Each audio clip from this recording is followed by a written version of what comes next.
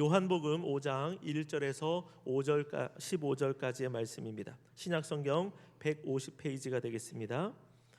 요한복음 5장 1절로 15절까지의 말씀을 한 절씩 교독하도록 하겠습니다.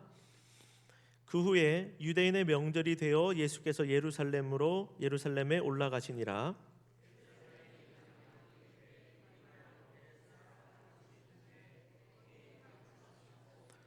그 안에 많은 병자, 맹인, 다리 저는 사람, 혈기 마른 사람들이 누워 물의 움직임을 기다리니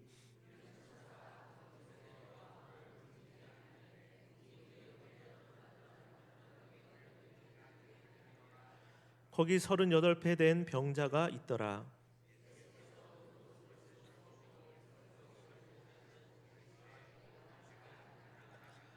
병자가 대답하되 주여 물이 움직일 때에 나를 못에 넣어주는 사람이 없어 내가 가는 동안에 다른 사람이 먼저 내려가나이다. 그 사람이 곧 나아서 자리를 들고 걸어가니라. 이날은 안식일이니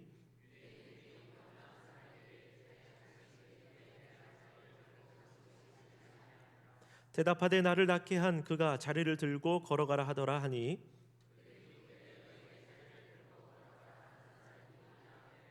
고침을 받은 사람은 그가 누구인지 알지 못하니 이는 거기 사람이 많음으로 예수께서 이미 피하셨음이라.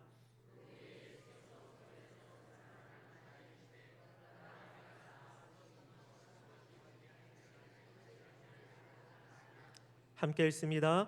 그 사람이 유대인들에게 가서 자기를 고친 이는 예수라 하니라. 아멘. 좌우에 계신 분들 함께 인사하겠습니다. 오늘은 이렇게 인사하겠습니다. 예수님 잘 믿읍시다. 인사하겠습니다. 네. 우리 모두가 다 예수님 잘 믿는 이 부분에 있어서 전문가가 되기를 원합니다. 네, 오늘 그늘진 곳에 빛이 되시다라는 말씀으로 하나님의 은혜를 나누기를 원합니다. 트러블 메이커라는 이야기가 있습니다. 줄여서 트메라고도 합니다. 말 그대로 문제를 일으키는 사람으로서 말썽꾸러기, 사고뭉치, 문제야, 장난꾸러기라고 풀이해 볼 수 있습니다. 여기저기서 사고를 치면서 어떤 사건의 도화선이 되거나 그 도화선에 불을 붙이는 사람을 가리킵니다. 유대인들의 입장에서 보면 예수님이야말로 트러블 메이커입니다. 그분이 가는 곳마다 사건이 터집니다. 어떻게 보면 의도적으로 눈에 가시가 되려고 하는 것 같습니다. 적당히 유대교와 충돌하지 않고서 선만 넘지 않으면 좀 봐줄만 하겠지만 그들의 아킬레스건 같은 민감한 문제를 지속적으로 건드리고 있습니다. 오늘도 마찬가지입니다. 사람을 고치는 것은 매우 좋은 일이죠. 사람 낫게 하는 것을 가지고 문제 삼을 사람은 없습니다. 생각을 조금만 해보면 주도권진 사람들을 괜히 자극하지 않고서도 선행을 할 수 있는데 왜 굳이 긁어서 부스럼을 만드느냐라는 말입니다. 38년 된 병자에게 하루 이틀 며칠 더 기다리는 것은 문제가 되지 않습니다. 그러나 예수님은 그 하루 이틀 때문에 심각한 분쟁을 만들어내고 본인도 박해를 받고 박해를 넘어서 이 일들 때문에 어떻게 되냐면 예수님을 살해할 마음을 가진 사람들까지도 생겨나게 됩니다. 우리 예수님께서는 왜 이렇게까지 하시는 것일까요? 좋은 게 좋다고 편하게 갈 수도 있는데 우리 예수님은 한 명의 사람을 치유하시면서 공동체의 병까지 고치시기를 원하고 있습니다. 눈앞에 있는 사람의 병은 자그마치 38년 되었습니다. 이런 것을 가리켜서 우리는 지병, 오래된 병이다라고 말합니다. 눈앞에 있는 병자는 자신의 병이 어떤 것인지, 증상이 어떤 것인지, 얼마나 이 병이 오래되었는지를 알고 있습니다. 그러나 유대인들은 자신이 영적인 병에 들어있음을 알지 못합니다. 예수님께서는 나는 이상 없다, 나는 정상이다 라고 말하는 그들을 향하여서 너희가 병이 들었으며 이것을 깨달아야 이 사람처럼 자리에서 일어날 수 있다라고 말씀하고 계시는 겁니다. 자신의 생명을 걸고서 말입니다. 저와 여러분들은 오늘 믿음의 주 되신 예수께서 매우 특별한 분이심을 알아야 합니다. 우리 예수님은 일반적인 분이 아니십니다. 쉬운 길을 걸어가는 분이 아닙니다. 그야말로 정면 돌파하심으로 사랑을 나타내십니다. 사람을 살리는 일, 회복하는 일을 조금도 미루지 않으십니다. 하나님의 뜻에 벗어난 유대인들의 그 율법 카르텔의 맨몸으로 저항하셨습니다. 그 이유는 예수님께서 가시는 그 길이 이후에 예수님을 믿고 따라가는 사람들의 방향이 되어지기 때문에 그렇습니다. 예수님은 이 하나의 사건을 통하여서 참된 안식이 무엇인지를 우리에게 보여주고 계시고, 누가 정말로 우리를 사랑하고 있는지, 우리가 누구를 바라보고 누구를 소망해야 되는지를 말씀하고자 하십니다. 그렇다면 베데스다에 나타나신 예수님은 어떠한 분이십니까? 오늘은 두 가지만 살펴보려고 합니다. 첫 번째, 어두운 그늘로 들어오셨습니다. 우리 예수님은 어두운 그늘로 들어오셨습니다. 오늘 사건의 배경이 되는 곳은 예루살렘입니다. 38년 된 병자가 치유된 사건은 예루살렘의 그늘진 곳, 밝은 쪽이 아니라 그늘진 쪽을 배경으로 하고 있습니다. 우리가 영화를 보면 영화의 첫 오프닝 장면을 보면 아주 고층 빌딩이 있고 화려한 도시, 발달된 도시를, 그리고 마천루 같은 건물이 하늘을 찌를 듯한 그러한 배경을 쫙 보여주다가 그 카메라가 점점 어두운 골목으로 들어갑니다. 그 골목에는 빛이 비치지 않고 음침하고 온갖 쓰레기가 널려져 있고 마약에 빠져 있는 사람들이 누워 있고 구걸하는 사람들이 있습니다. 마치 그런 그늘을 비추는 듯합니다. 오늘 본문에 나오는 이 예루살렘의 그늘진 곳은 어디입니까? 가장 먼저 살펴볼 곳은 양문이라고 하는 것입니다. 양문. 2절에 기록된 말씀인데, 이 예루살렘으로 들어오는 이 많은 문들 중에 하나는 양문이 있고, 거기에 베데스다라고 하는 못이 있고, 거기에 행각이 5개가 있습니다. 예루살렘의 문이 다양합니다. 각각 용도가 다릅니다. 그 중에 우리 교회와 같은 이름을 가진 양문이라는 곳이 있습니다. 이곳에는 좌우에 사자가 한 쌍씩 있는 게 좌우에 한 곳씩 있는데, 그래서 사자문이라고 불리기도 하고요. 신약 시대에 스데반 집사님이 이 양문 앞에서 순교를 당했기 때문에 이 양문을 가리켜서 다른 이름으로 스데반문이라고 말하기도 합니다. 예수님 당시에 부유했던 사람들은 굳이 불편한 일을 만들지 않고 이방인의 뜰로 바로 가서 거기에서 양들이나 제물을 사서 바로 제사를 드렸습니다. 그러나 재정에 부담이 있는 사람들은 자기 자신이 기르던 양을 가지고 제사를 드려야 했기 때문에 먼 곳으로부터 양을 데리고 들어와서 양문을 지나갔던 겁니다. 그리고 오랜 여정을 이어왔기 때문에 양들이 더러워지잖아요. 그래서 그 양들을 씻기기 위해서 베데스다 연못을 찾기도 했습니다. 예수님의 성전 청결 사건에서 우리가 볼 수 있듯이 그 당시에 대제사장 가문이 시장 경제 시스템을 장악하고 있었습니다. 여유가 있는 사람들은 성전세를 내고 제사용 제물을 사는 그 시장 체제에 함께 동참해서 편의를 누렸지만, 그렇지 못한 사람들은 직접 가축을 데리고 짐승들이 지나다니는 그 문으로 들어 다녀야만 했습니다.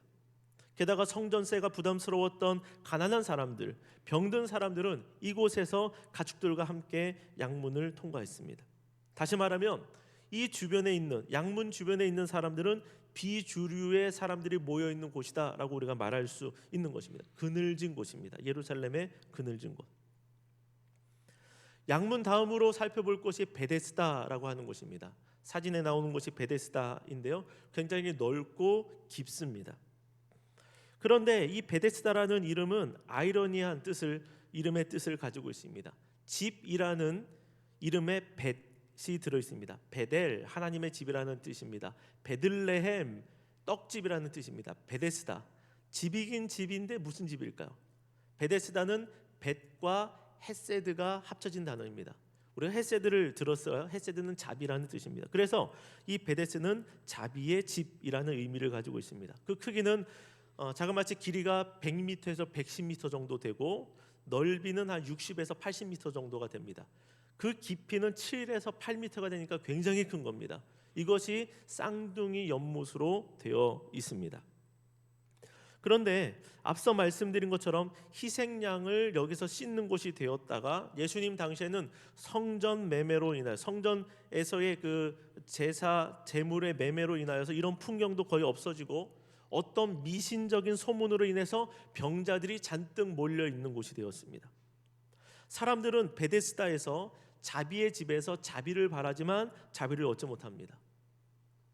이곳은 자비스러운 곳이 아니라 도리어 절망과 낙심의 장소가 될 수밖에 없습니다. 왜냐하면 38년 된 병자가 그렇게 오랜 기간 자리를 지키고 있었음에도 불구하고 그에게 어떠한 일도 일어나지 않았기 때문에 그렇습니다. 그럼에도 불확실한 가능성을 믿고 버텨야 되는 곳, 물이 동하기를 기다려야만 했던 곳, 그것이라도 붙들어야만 했던 곳, 그 미신과도 같은 이야기가 사실이어야만 하는 곳, 그곳이 베데스다입니다. 38년 된 병자는 여기서 희망이 커져가는 것이 아니라 희망이 사라져가는 것을 지켜만 봐야만 했습니다.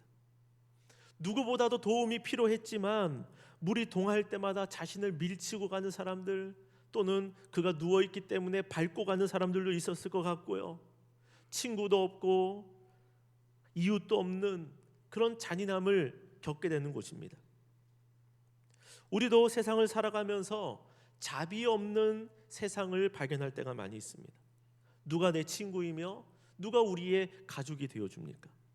세상은 왜 이렇게 삭막한 것입니까?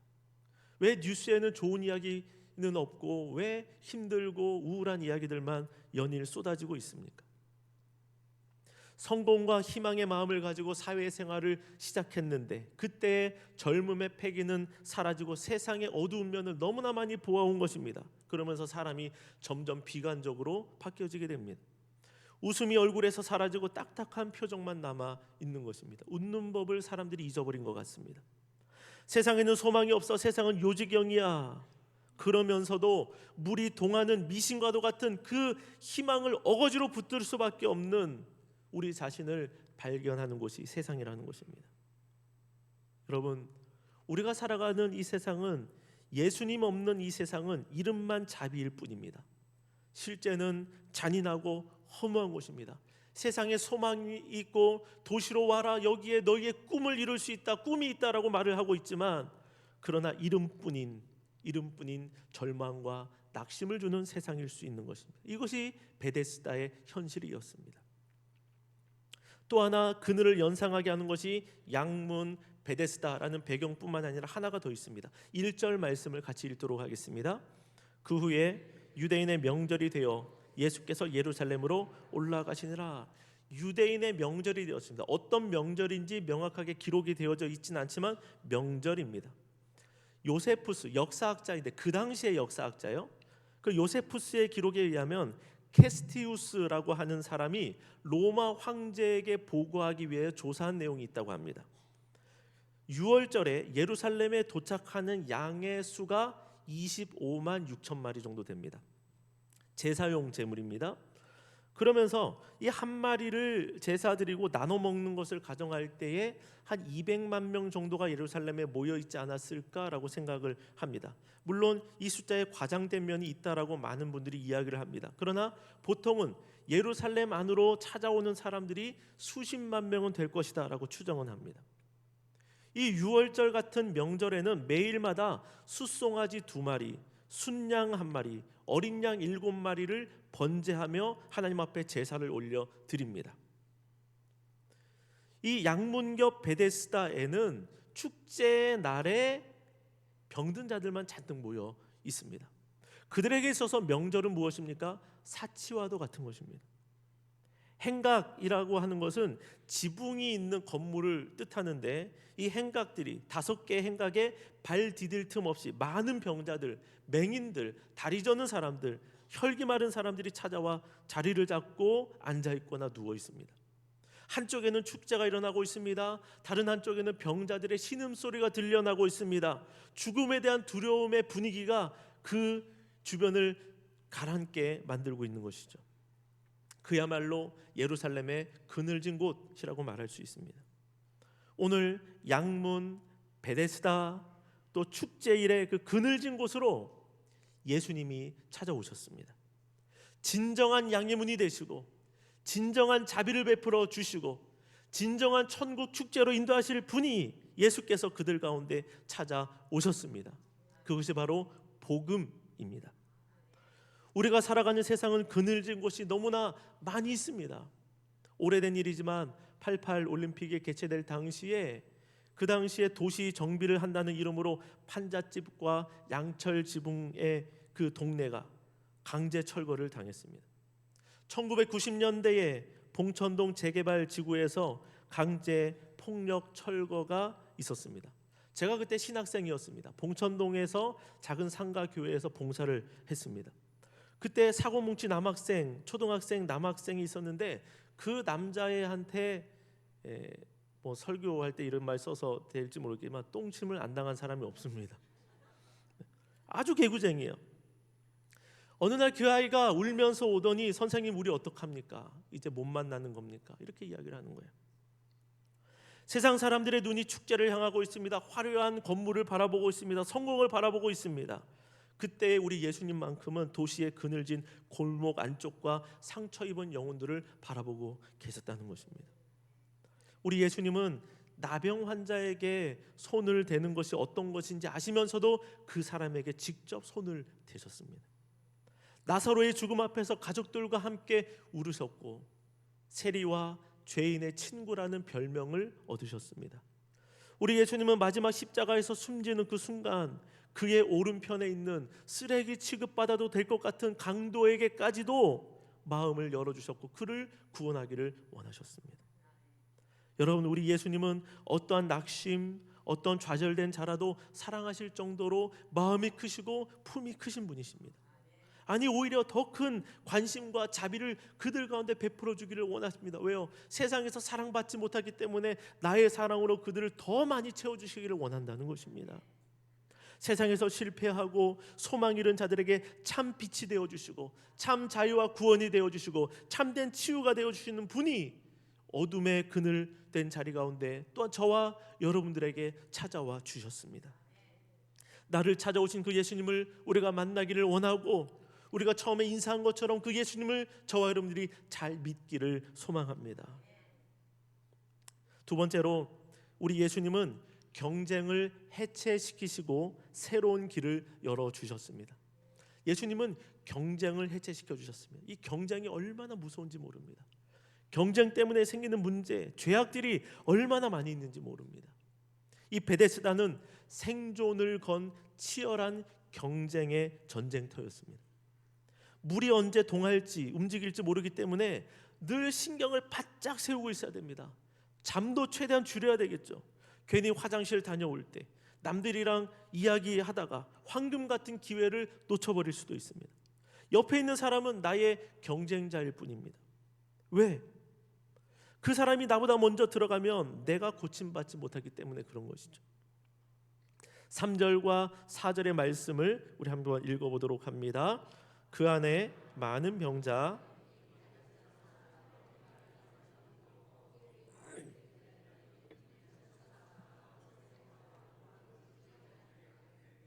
이게 베데스다의 현실입니다.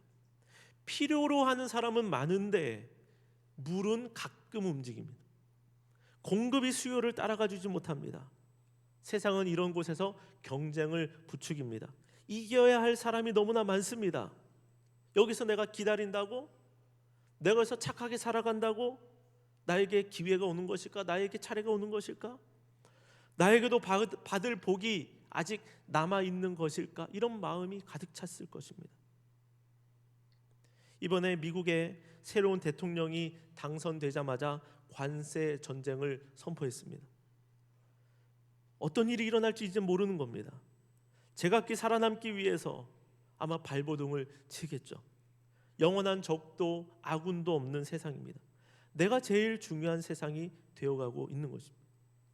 2023년도에 동아일보와 플랫폼 회사가 협력해서 성인 남녀 1850명을 대상으로 설문조사를 했습니다. 설문조사의 내용이 무엇이었냐면 한국인인 것이 자랑스럽냐라는 것이에요. 여기에 자랑스럽다라는 대답이 55%, 별로 나는 자랑스럽지 않다 한국인인 것이 그게 22%. 나머지 23%는 한국인인 것이 싫다라고 대답을 했어요. 그러니까 45% 정도. 2명 중에 1명이 한국인인 것이 싫다고 합니다. 그런데 그중에 특히 10대와 20대 젊은이들은 그 한국인이 싫다라고 대답한 비율이 10명 중에 3명꼴이었습니다. 더 많은 거예요. 젊은 세대들이 한국인인 것이 싫다라고 말한 이유 중에 가장 큰 답변을 차지한 것이 무엇이냐면 경쟁적이다, 우리 사회가.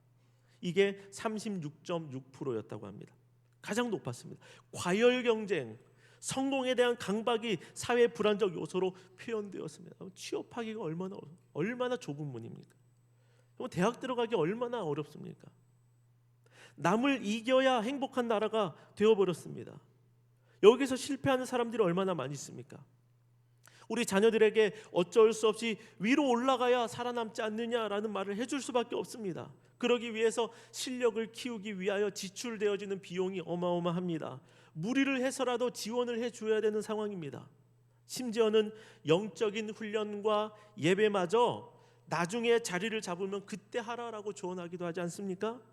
신앙보다도 경쟁에서 이기는 것이 우선시 될 정도로 위태로워진 세상을 저와 여러분들이 살아가고 있는 것입니다. 직장에서 승진을 하기 위해서는 또 어떻습니까? 그러나 예수님은 그러한 경쟁이 얼마나 고통스러운 것인지를 아시고 그 경쟁을 해체시켜 주십니다. 우리 예수님은 구원을 선착순으로 만들어 놓지 않으셨습니다. 경쟁적인 제도를 만약에 이용하려고 하셨다면 제자들에게 이 사람, 물이 움직일 때 이 사람을 데리고 뛰어가라 이렇게 명령하셨을 겁니다. 그러나 예수님은 경쟁이 아닌 전혀 새로운 방법으로 구원과 치유를 주셨습니다. 베데스다 못을 바라보지 말고 나를 바라보라. 내가 자비다. 자비가 여기에 왔다. 구원이 여기에 왔다라고 예수님께서 말씀하고 계시는 겁니다. 저와 여러분들이 알고 있는 달란트 비유는 경쟁의 해체입니다.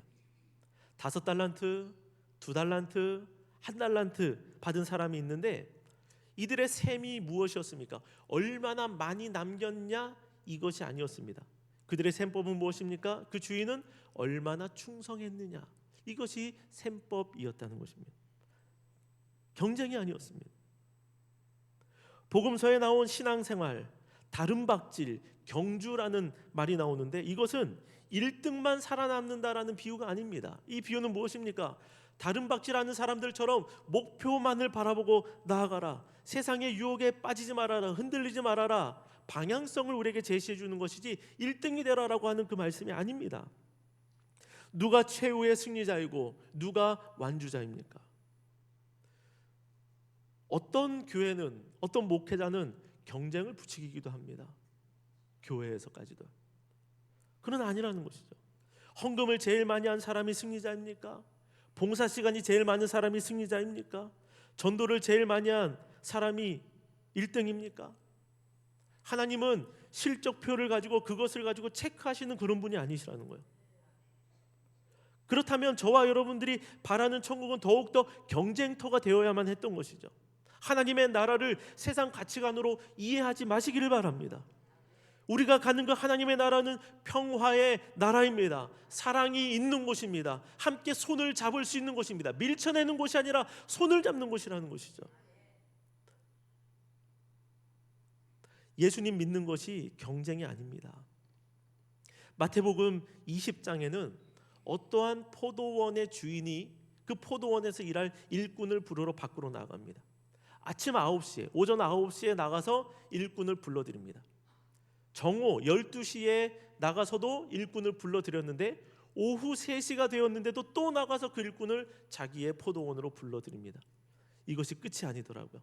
이제 일을 마무리해야 될 즈음인 오후 5시에 나가서 또 다른 일꾼을 불러옵니다. 일꾼들이 일한 시간대가 다 다릅니다. 그러나 그들은 동일한 품삯을 다 받습니다. 먼저 왔다고 늦게 왔다고 대우가 달라지지 않습니다. 이것이 은혜라는 것입니다. 늦게 믿어도 괜찮습니다. 믿는 것이 중요합니다. 늦게 믿어서 설령 주님을 닮아서 성화된 부분들이 적다고 할지라도 괜찮습니다. 지식이, 하나님을 아는 지식이 늦게 믿어서 좀 적어도 괜찮습니다. 여전히 술 문제, 담배 문제 해결하지 못할 수도 있습니다. 늦게 믿었는데 어떻게 해요? 늦게 왔는데 어떻게 하란 말입니까? 그게 중요한 것이 아닙니다. 주님을 내가 인격적으로 만났느냐, 이것이 가장 중요한 줄로 믿습니다. 막차여도 그 구원이 불안정한 것이 아닙니다. 왜요? 예수 그리스도를 통한 구원이기 때문에 그렇습니다. 예수님이 주신 구원인데 늦게 부름받았다고, 나이 들어 왔다고 해서 차이가 있으면 되겠습니까? 아니라는 거예요. 늦게 믿어도, 그리고 십자가 우편의 강도처럼 믿어도 예수님으로 통한 구원이기 때문에 그 구원은요, 조금의 부족함도 없는 완벽한 구원이 됨을 저와 여러분들이 기억해야 할 줄로 믿습니다. 나에게 달려있는 것이 아닙니다. 예수님이 주신 것이기 때문에 그렇다는 것입니다.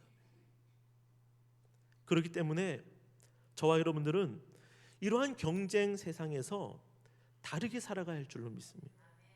밟고 올라가는 그러한 경쟁이 아니라 함께 잘 되는 경쟁을 저와 여러분들이 추구해야 합니다. 초대교회가 그런 교회였습니다. 경쟁하는 교회가 아니었습니다. 교회가 교회를 도와주었습니다. 연약한 예루살렘의 교회, 경제적으로 어려움이 있고 힘들고 고통당하는 사람들이 많이 있을 때 주변의 다른 교회가 예루살렘을 위한 연보를 했습니다. 우리 함께 같이 가자라는 것이죠. 초대교회는 나누어주고 자신의 것을 팔아서 연약한 이웃들을 돌보는 교회였습니다. 세상이 그런 교회로 인하여 충격을 받았습니다. 우리와 다르네. 경쟁 사회 속에서 지치고 힘들고 피곤에 쩔어 있는 그 사람들이 교회를 바라보니까 정말 내가 저곳에 가고 싶다. 나도 저런 곳에 있고 싶다. 나도 그들처럼 함께 있고 싶다. 예수님이 누구신데 저들이 이런 모습을 가질 수 있을까? 그런 충격을 주었던 교회가 초대 교회였다는 것입니다. 교회가 교회로서 온전히 설 수 있는 것, 교회가 세상 사람들을 더 잘 전도할 수 있는 것은 세상의 방법을 추구하지 않는 것입니다. 세상을 따라가지 않는 것입니다. 우리가 하나님의 말씀을 따라 살아가고 예수님이 우리 가운데 보여주셨던 그 본을 보이며 그 본대로 우리가 서려고 애를 쓰고 노력할 때에, 세상과 다른 모습을 우리가 가지고 살아갈 때에, 성도가 그런 모습으로 살아갈 때에 전도도 될 줄로 믿습니다. 그런 교회가 소망이 있는 줄로 믿습니다. 미련해 보여도, 바보 같아 보여도 저 사람이 없어야 내가 행복해진다라는 것, 이것은 하나님의 뜻이 아닙니다. 38년 된 병자는 오랜 기간 동안 경쟁에서 밀려왔습니다. 아마 그 속에 쌓여있는 화가 그냥 보통이 아닐 겁니다. 부글부글 끓을 겁니다. 이런 세상에서 또한 자기의 형편을 바라보면서 나의 삶을 비관하고 어쩌면 안 좋은 생각을 많이 했을지도 모릅니다. 그러나 여러분 자신보다 여러분들을 더 사랑하는 분이 계십니다. 예수님께서 참된 자유와 평안을 가지고 오셨습니다. 진짜 참된 평안과 참된 복을 우리가 만날 수 있는데, 이 병자처럼 여전히 베데스다만을 바라보고 있고 예수님이 옆에 계신데 베데스다 안으로 들어갈 것을 늘 소망하고 예수님이 옆에 계신데도 늘 경쟁하는 속에서 치열하게 그 속에서 그것만을 바라보고 살아가고 있다면 얼마나 불쌍한 존재가 되겠느냐라는 것이죠. 예수 그리스도 안에서 참된 자유와 평안함과 구원을, 치유를 얻으시기를 바랍니다. 예수님을 만나야 진짜 행복이 무엇인지를 우리가 알게 되는 것입니다. 경쟁 속에서는 미움밖에 남지 않습니다. 우리는 사랑을 받아야 됩니다. 하나님의 사랑을 우리가 먼저 받아야 되고 또 그 받은 사랑을 주는 자로 저와 여러분들이 서야 할 줄로 믿습니다. 그리고 나를 미워하지도 말고 상황을 비관하지도 말고 예수 그리스도의 눈으로 나를 사랑하시기를 주님의 이름으로 축원합니다. 진짜 참된 성공을 하기를 원하십니까?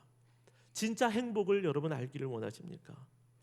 예수 그리스도 안에 그것이 있습니다. 로마서 10장 13절의 말씀을 함께 읽습니다. 로마서 10장 13절 말씀입니다. 누구든지 주의 이름을 부르는 자는 구원을 받으리라. 아멘. 누구든지 주의 이름을 부르기만 하면 구원을 받는다. 여기에 경쟁이라는 것이 없습니다. 우리 주님이 모든 것을 다 열어놓으셨습니다. 남성이든 여성이든 베데스다의 병자들과 같이 질병에 아픔이 있는 자들이든 그렇지 않는 건강한 자들이든 연세가 있든 어린아이든 지위가 있든 지위가 없든 또 세상에서 바라는 것을 이루었든 바라는 것을 이루지 못했든 상관이 없습니다. 우리 예수님은 우리를 찾아오시고 누구든지 구원을 받을 수 있도록 문을 열어 놓으셨습니다. 예수님께서 트러블 메이커처럼 가는 곳마다 사건들을 일으키시는데 왜 굳이 그렇게 하실 수밖에 없습니까? 다름 아니라 저와 여러분들에게 구원과 참된 평안과 자유와 치유를 하루속히라도 빨리 주시고자 하시기 위함입니다. 요한복음 8장 12절의 말씀도 같이 읽도록 합니다. 예수께서 또 말씀하여, 요한복음 8장 12절 말씀입니다. 같이 읽습니다. 예수께서 또 말씀하여 이르시되 나는 세상의 빛이니 나를 따르는 자는 어둠에 다니지 아니하고 생명의 빛을 얻으리라. 아멘. 내가 세상의 빛이다. 예수님이 세상에 무엇이라고요? 빛으로 오셨습니다.